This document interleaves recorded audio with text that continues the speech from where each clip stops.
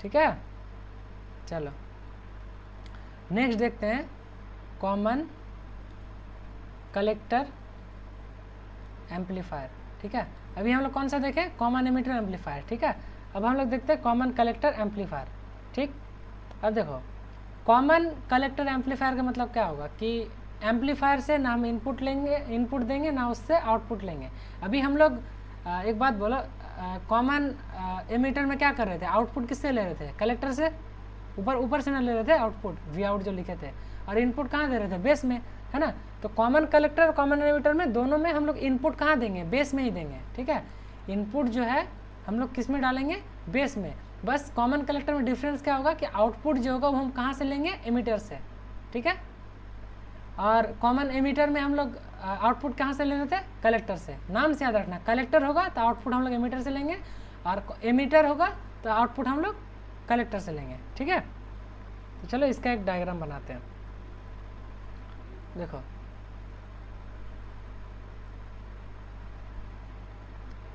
ये इसका आगे तुम्हारा इनपुट।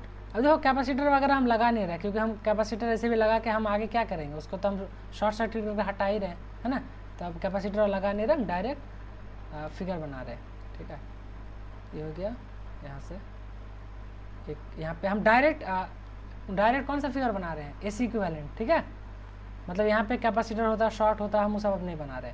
ठीक है, और यहाँ पे लोड रेजिस्टेंस कहाँ पे होगा, RE में, क्योंकि हम आउटपुट कहाँ पे लेंगे, यहाँ पे कैपिटल, वहाँ पे RC था क्योंकि RC से आउटपुट ले रहा था। यहाँ पे आउटपुट हम किससे ले रहे हैं, वी आउट एमीटर से। देखो ये एमीटर है ना, और एमीटर में क्या इंटरनल रेजिस्टेंस आ जाता है। और यहाँ से क्या है, यहाँ पे एक कलेक्टर है, और कलेक्टर क्या हो जाएगा, ऊपर से ग्राउंड हो जाएगा, क्योंकि कलेक्टर में सप्लाई होता है ना। तो ये ग्राउंड हो जाएगा, और ये क्या है तुम्हारा कलेक्टर, ये हो गया तुम्हारा बेस, ये हो गया तुम्हारा एमीटर। ठीक है, अब बोलो इसमें क्या क्या करंट लिख सकते हो। यहाँ पे करंट क्या हो जाएगा, IB होगा कि नहीं, और यहाँ से करंट क्या हो जाएगा, बीटा IB।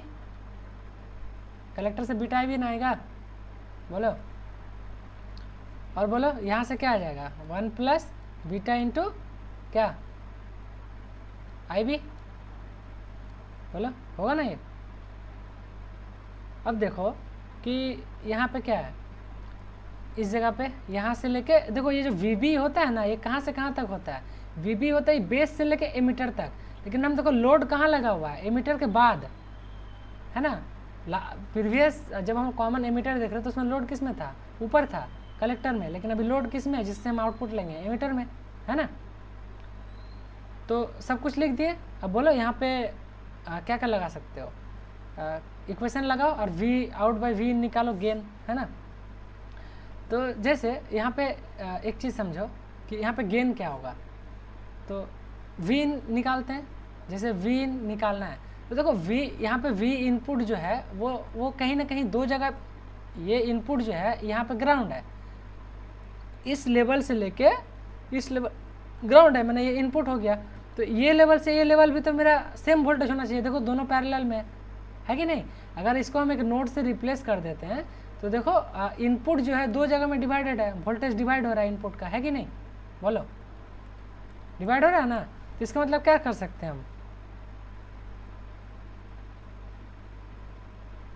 बोलो। तो V को हम लोग क्या कर सकते हैं, दो वोल्टेज लिख सकते हैं, एक तो ये VB, और मान लो लेट इसके नीचे जो है यहाँ से यहाँ हो गया तुम्हारा, हम VE नाम से दे रहे हैं। ठीक है, तो V को हम लोग क्या लिख सकते हैं, VB प्लस VE लिख सकते हैं कि नहीं, ये दोनों वोल्टेज के बराबर लिख सकते हैं। अब बोलो, हाँ क्या बोले, समझे नहीं, बोलो फिर से बोलो,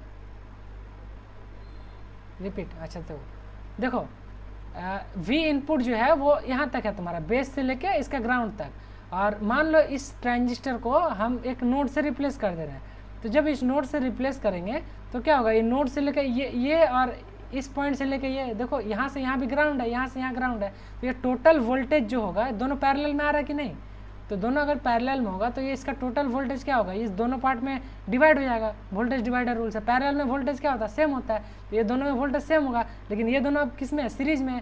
तो जब सीरीज में है तो वोल्टेज डिवाइड नहीं होगा दोनों का। तो जब वोल्टेज डिवाइड होगा तो क्या होगा तुम्हारा, वो हम आगे लिख रहे हैं। लेकिन पहले क्या देख लो, यहाँ पे V इनपुट देख लो, V इनपुट क्या हो जाएगा, किसके बराबर हो जाएगा, VB और क्या, वी ई के बराबर हुआ कि नहीं? ये देखो दोनों जगह डिवाइड हो रहा था, दोनों को ऐड कर सकते हो, है ना। तो अब बोलो यहाँ से वी क्या है? वी कहीं ना कहीं तुम्हारा आउटपुट ही है। देखो यहाँ से तुम ये लगाओगे, क्या लगाओगे, एक KVL लगा लो, तो मान लो क्या हो जाएगा, V माइनस वी आउट लिखोगे, है ना। इस साइड अगर इसका ग्राउंड है तो यहाँ से घुस रहे हैं तो माइनस वी आउट लिखोगे, फिर यहाँ से आके नीचे से आओगे, यहाँ पे क्या प्लस है, प्लस क्या है VB है, इक्वल टू 0 होता है, तो V आउट किसके बराबर हो गया, VE का, है ना। तो जो V आउट है वही तुम्हारा VB, जो तुम्हारा VB वोल्टेज आएगा वही ना तुम्हारा V आउटपुट होगा। समझ रहे हो इस बात को, है ना। तो अभी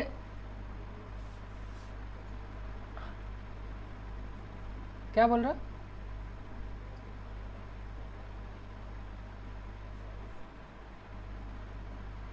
हाँ, वही तो बोल रहे हैं, ग्राउंड करके इसको बस एक्चुअली डायरेक्ट हम बोल सकते थे, लेकिन लिख के दिखा दिया कैसा होता है। तो VB तो VB है, और V क्या है, V आउट है ना, V आउट है ना, V इनको हम ये लिख सकते हैं। अब एक काम करो कि तुम ये तो हो गया, अब V नॉट इक्वल टू क्या हो सकता है, V आउट क्या हो सकता है, मतलब इसका वोल्टेज हमको अगर निकालना है तो ये टोटल वोल्टेज क्या हो रहा है, दोनों में डिवाइड हो रहा है। तो देखो वोल्टेज डिवाइडर रूल से ये लिख सकते हैं कि V in total voltage into किस में डिवाइड हो रहा है, जिसमें डिवाइड हो रहा है, यानी ऊपर RE है ना, RE अपन किस में, टोटल रेजिस्टेंस क्या है, टोटल रेजिस्टेंस क्या है, RE प्लस RE, है ना। तो ये लिख सकते हैं वोल्टेज डिवाइडर रूल से। तो अब जैसे तुम इसको नीचे लिखोगे V नॉट बाई वी इन लिख सकते कि नहीं, V नॉट बाई वी इन क्या हो जाएगा, RE अपन क्या, RE प्लस RE, होगा कि नहीं, बोलो होगा ना, ये चीज़ लिख सकते हैं ना। हाँ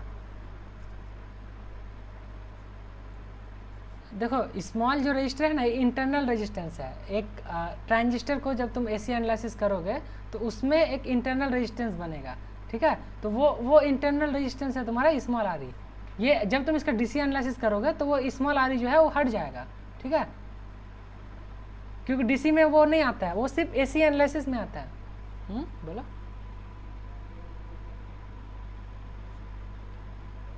नहीं, वो तुमको दिखा देगा। अगर यहाँ पे कॉमन एमीटर है तो लोड किस में, कॉमन एमीटर होगा तो लोड किस में होगा, कलेक्टर में। पिछले वाला क्वेश्चन में याद है, तो वहाँ पे देखो एक स्मॉल RE नहीं था, तो वहाँ पे तुमको फिगर देख के समझ जाओगे। अगर देखो कि सप्लाई तुम्हारा क्या है, ग्राउंडेड है, ठीक ना, कैपेसिटर सब ब्लॉक है।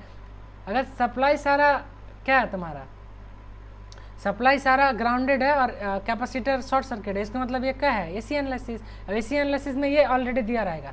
अगर मान लो कैपेसिटर सब जिंदा खड़ा है, मतलब वो क्या बंद नहीं है, ऊपर से VCC है, तो उसका मतलब वो AC इक्विवेलेंट फिगर नहीं है, वहाँ पे तुमको RE खुद से एज्यूम करना पड़ेगा, मतलब वहाँ ड्रॉ करना पड़ेगा, ठीक है। तो देखो यहाँ पे V नॉट बाई वी इन को याद करो, हम नेक्स्ट पेज में लिखते हैं। तो बोलो V नॉट बाई वी इन बराबर क्या हो गया, बोलो RE अपन क्या, RE प्लस RE। अब देखो जो इंटरनल रेजिस्टेंस होता है ना इसका क्या बोलते हैं ट्रांजिस्टर का, वो नियरली 10 से लेके 50 ओम का होता है, ठीक है, प्रैक्टिकली, ठीक, प्रैक्टिकली। और जो तुम्हारा लोड होता है एक याद है हम लोग जब कॉलेज में प्रैक्टिकल करते थे, लोड में एक रेजिस्टेंस लगाते थे जहाँ से आउटपुट निकालते थे, तो वो हमेशा क्या लेते थे हम लोग, 1 किलो ओम 5 किलो ओम लेते थे ना, मतलब किलो रेंज पे लेते थे। अब मान लो कि स्मॉल यहाँ पे क्या है, अगर लेट कि जो RE है वो much greater than small RE हो गया, तो V नॉट बाई वी इन क्या हो जाएगा, RE बाई RE हो जाएगा, है कि नहीं, यानी कट जाएगा, ये 1 हो जाएगा। कैसे, जैसे मान लो RE हम मेरा एक 1000 है, 1000 अपॉन क्या 1000 प्लस 10, तो बोलो इस 10 का कोई इफेक्ट पड़ेगा, बहुत हल्का सा पड़ेगा, ये नियरली 1 नहीं हो जाएगा, नियरली 1 होगा कि नहीं। तो V not by V in equal to 1 हो गया। तो यहाँ पे देखो V नॉट इक्वल टू क्या, V इन हो गया, है ना। देखो जितना हम इनपुट जितना था आउटपुट भी उतना हो गया, समझ पा रहे हो, जितना क्या था इनपुट था उतना आउटपुट हो गया। इसीलिए जो कॉमन कलेक्टर एम्पलीफायर होता है उसको बोला जाता है एमीटर, ये नोट कर लो, ammeter follower circuit. Ammeter follower circuit माने हम लोड कहाँ से ले रहे थे, एमीटर से, तो आउटपुट में हमको कितना मिल रहा था, जितना हम इनपुट में डाल रहे थे। तो क्या सर्किट क्या कर रहा है, फॉलो कर रहा है इनपुट को, मतलब जो इनपुट दे रहे हैं एमीटर को फॉलो कर रहा है, जो इनपुट दे रहे हैं वही हमको आउटपुट मिल रहा है ना। इसीलिए कॉमन कलेक्टर को बोला जाता है एमिटर फॉलोअर सर्किट, ठीक है, जिसका गेन क्या होता है 1, गेन ऑलवेज क्या होता है 1, ये इक्वल टू क्या हो गया A V equal to gain. तो अब बोलोगे कि भैया जब गेन हो ही नहीं रहा तो ये एम्पलीफाई क्या करेगा, तो देखो हर जगह गेन का ज़रूरत नहीं होता। जैसे मान लो हम लोग इसका एक एग्जांपल बता देते हैं, ठीक है। जैसे क्या होता है कि एक तुमको लंबा ये है क्या बोलते हैं, मान लो स्पीकर ही है, ठीक है, तो उसमें कुछ एम्पलीफाई, स्पीकर नहीं डिजिटल सर्किट मान लेते हैं। डिजिटल सर्किट में क्या करते हो, कुछ 1 इनपुट डालते हो, तो इतना काम होने के बाद हमको यहाँ भी 1 ही चाहिए, माने 1 मतलब क्या 5 वोल्ट, यहाँ भी हमको 5 वोल्ट चाहिए। अब ऐसा तो थोड़ी है जो ये 1 वोल्ट यहाँ से डालोगे तो जाएगा जाएगा, ड्रॉप नहीं होगा, ड्रॉप होते जाएगा, ड्रॉप होते जाएगा, ड्रॉप होते जाएगा।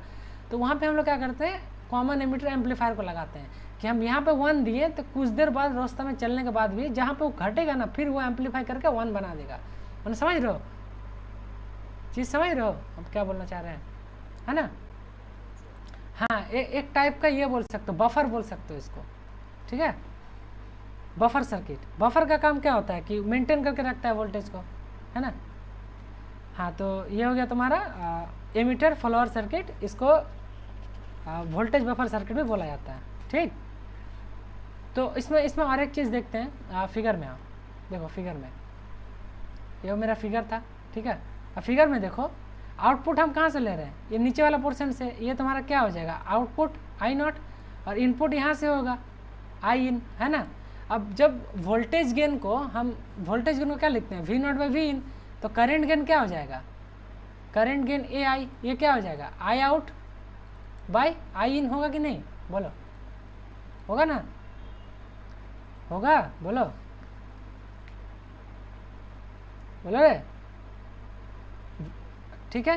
तो I_out यहाँ पे क्या, I_out यहाँ पे क्या बोल सकते हो, ये वाला करंट यही ना I_out है। सीरीज में देखो, सीरीज में क्या होता है करंट सेम होता है ना। तो ये I_out हो गया क्या 1 प्लस बीटा इंटू क्या IB, और इनपुट में कौन सा करंट है IB, तो IB कैंसिल हो जाएगा, तो क्या बचेगा 1 प्लस बीटा, और 1 प्लस बीटा जो होता है यही तुम्हारा क्या होता है करंट गेन ऑफ एम्पलीफायर। मैंने तुम सोच रहे हो कि I_out इक्वल टू, देखो यहाँ पे हम और एक पेज में लिखते हैं, ठीक है। ये हो गया तुम्हारा AI इक्वल टू क्या I0/Iin, ये लिखे है ना, इसको क्या लिखे 1 प्लस बीटा इंटू IB अपन क्या लिखे IB कट गया तो क्या बचा 1 प्लस बीटा, है ना। अब तुम ये चीज़ लिख सकते हो कि I_out क्या हो जाएगा 1 प्लस बीटा टाइम्स Iin, है ना। अब देखो तुम मान लो Iin 5 एम्पेयर दे रहे हो और बीटा का वैल्यू कितना होता है जनरली 100, 150, 200, मान लो 100 ले लिए। अब तुम बात बोलो इनपुट में तुम 5 एम्पेयर डाले और मतलब मिली एम्पेयर, और आउटपुट में तुमको कितना मिल गया 101 इंटू 5 यानी 505 एम्पेयर, है ना। तो ये किस टाइप का एम्पलीफायर हो गया, वोल्टेज एम्पलीफायर कि करंट एम्पलीफायर, बोलो करंट एम्पलीफायर, क्योंकि देखो करंट को कितना ज़्यादा एम्पलीफाई कर रहा है। तो this is the best example of current amplifier. और इसका वोल्टेज गेन कितना होता है, बोलो ये V वोल्टेज गेन क्या था 1, और करंट गेन क्या था, करंट गेन 1 प्लस बीटा था, है कि नहीं। देखो यहाँ 1 प्लस बीटा लिखे है ना, ठीक है, ठीक है।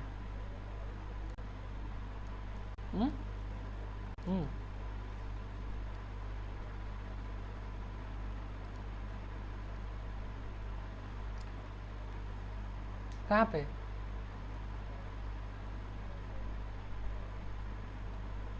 बीटा कहाँ पे बोल रहे हो, समझ नहीं रहा, बोलो।